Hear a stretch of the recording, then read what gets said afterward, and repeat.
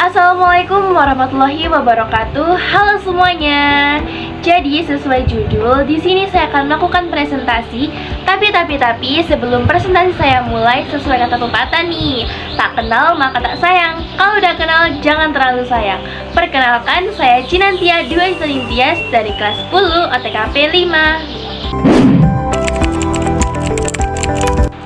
Pada kesempatan kali ini, saya akan mempresentasikan tentang materi berikut ini. Nah, menurut teman-teman nih, dari slide pertama yang udah saya tunjukin, kira-kira saya akan mempresentasikan tentang apa sih? Betul sekali. Jadi, pada kesempatan kali ini, saya akan mempresentasikan tentang komunikasi kantor. Nah, tapi sebelum kita lebih jauh untuk mengenal apa sih komunikasi kantor itu, terlebih dahulu saya akan menjelaskan poin-poin yang akan saya bahas pada materi kali ini. Terdapat 5 poin yang akan saya bahas. Poin pertama yaitu definisi komunikasi kantor, poin kedua unsur-unsur komunikasi kantor, poin ketiga jenis-jenis komunikasi kantor, poin keempat sifat-sifat komunikasi kantor, dan poin yang kelima sarana komunikasi kantor.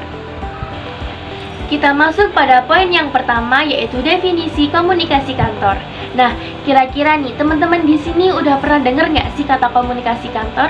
Atau mungkin teman-teman udah tahu nih apa sih komunikasi kantor itu?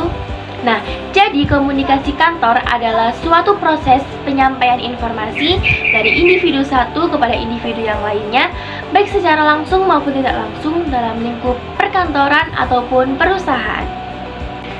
Selanjutnya kita masuk kepada poin yang kedua yaitu unsur-unsur komunikasi.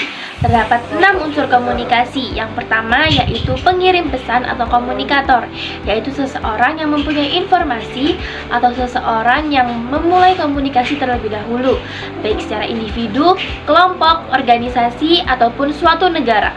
Lalu yang kedua adalah penerima pesan atau komunikan, yaitu seseorang yang menerima pesan dari komunikator, baik individu, kelompok, organisasi, ataupun suatu negara. Lalu yang ketiga adalah pesan, yaitu apa yang akan disampaikan atau dikomunikasikan dari komunikator kepada komunikan. Yang keempat ada media atau saluran atau channel, yaitu alat untuk menyampaikan suatu informasi dari komunikator kepada komunikan, baik secara langsung maupun tidak langsung. Lalu yang kelima ada gangguan, yaitu segala sesuatu yang mengubah informasi yang telah diberikan oleh komunikator kepada komunikan. Contohnya seperti gangguan pendengaran, atau gangguan penciuman, atau gangguan udara yang sangat panas. 6 atau yang terakhir yaitu respon atau feedback, yaitu sesuatu yang diberikan dari komunikan kepada komunikator, baik itu pesan ataupun perilaku secara langsung yang ditunjukkan. Selanjutnya kita masuk pada poin yang ketiga yaitu jenis-jenis komunikasi. Terdapat 4 jenis komunikasi di sini. Yang pertama adalah komunikasi interpribadi, yaitu berkomunikasi dengan diri sendiri. Contohnya nih, teman-teman di sini pernah nggak sih waktu habis ngelakuin kesalahan terus habis itu melakukan introspeksi diri? Nah, introspeksi diri ini termasuk dalam komunikasi interpribadi. Yang kedua adalah komunikasi antar pribadi, yaitu komunikasi yang terjadi antara satu individu dengan individu yang lainnya. Komunikasi ini sering kita lakukan, baik itu dalam lingkungan keluarga, lingkungan sekolah, lingkungan kerja, ataupun lingkungan bermasyarakat. Yang ketiga ada komunikasi kelompok, yaitu komunikasi yang terjadi dari 3 atau lebih individu untuk memperoleh maksud dan tujuan tertentu. Contohnya, pada saat kita menghadiri sebuah rapat, seminar, workshop, dan lain-lain. Yang keempat adalah komunikasi publik, yaitu komunikasi yang terjadi antara komunikator dengan sejumlah banyak komunikan yang tidak bisa dikenali satu-satu. Contohnya, teman-teman tahu nggak sih khotib yang biasanya ceramah pada saat sholat Jumat? Nah, anggap aja itu adalah komunikator. Dan komunikannya adalah jamaah yang menghadiri sholat Jumat. Interaksi komunikasi seperti ini disebut juga komunikasi publik. Selanjutnya kita masuk pada poin yang keempat yaitu Sifat-sifat komunikasi. Terdapat 4 sifat komunikasi di sini. Yang pertama adalah sifat tatap muka atau face to face, yaitu komunikasi yang terjadi pada saat komunikator dengan komunikan saling berhadapan. Contohnya pada saat kita belajar di sekolah, pada saat kita melakukan bimbel secara langsung, seperti itu. Yang kedua adalah komunikasi bermedia, yaitu komunikasi yang terjadi dengan menggunakan media sebagai alat pendukung kegiatan. Contohnya nih, teman-teman pernah nggak sih bermain surat-suratan dengan teman sebangku atau teman beda deretan gitu. Nah, komunikasi seperti itulah yang dimaksud dengan komunikasi bermedia. Yang contohnya tadi adalah media surat, yaitu adalah bermedia tulisan. Yang ketiga adalah komunikasi verbal, yaitu komunikasi yang berbentuk lisan secara langsung maupun tidak langsung dan juga berbentuk tulisan. Lalu yang keempat adalah komunikasi nonverbal, yaitu komunikasi yang terjadi tapi tidak menggunakan kata-kata. Nah, terus menggunakan apa? Jadi, menggunakan bahasa isyarat, bahasa tubuh, atau juga dapat menggunakan ekspresi wajah.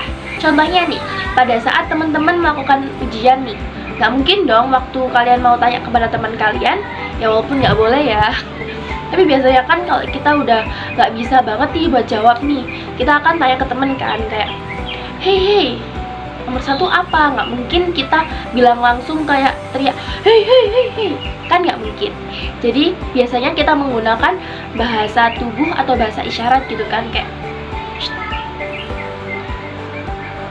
Nah, bahasa seperti itu atau komunikasi seperti itu yang disebut dengan komunikasi nonverbal atau tidak menggunakan kata-kata. Lalu kita masuk pada poin yang terakhir, yaitu sarana komunikasi. Terdapat 4 sarana komunikasi di sini. Yang pertama adalah surat, yaitu media komunikasi tertulis. Yang kedua ada telepon, yaitu media komunikasi yang memungkinkan bagi pembicara untuk dapat bicara secara langsung dengan lawan bicaranya. Yang ketiga ada faksimil, yaitu mesin fotokopi jarak jauh yang digunakan untuk menerima ataupun mengirim salinan informasi. Lalu yang terakhir atau yang keempat ada email, yaitu suatu proses dan cara untuk pengiriman gambar ataupun pesan melalui internet.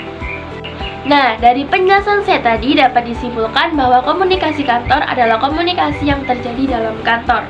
Pentingnya komunikasi yaitu dapat membantu untuk menyelesaikan suatu strategi atau tujuan dari suatu organisasi. Karena sudah dimulai, maka juga akan diakhiri. Kalau diakhiri tanpa memulai, itu bukan presentasi, tapi masalah hati. Maka dari itu saya akhiri. Maaf apabila ada salah kata maupun perbuatan. Terima kasih. Wassalamualaikum warahmatullahi wabarakatuh. See you!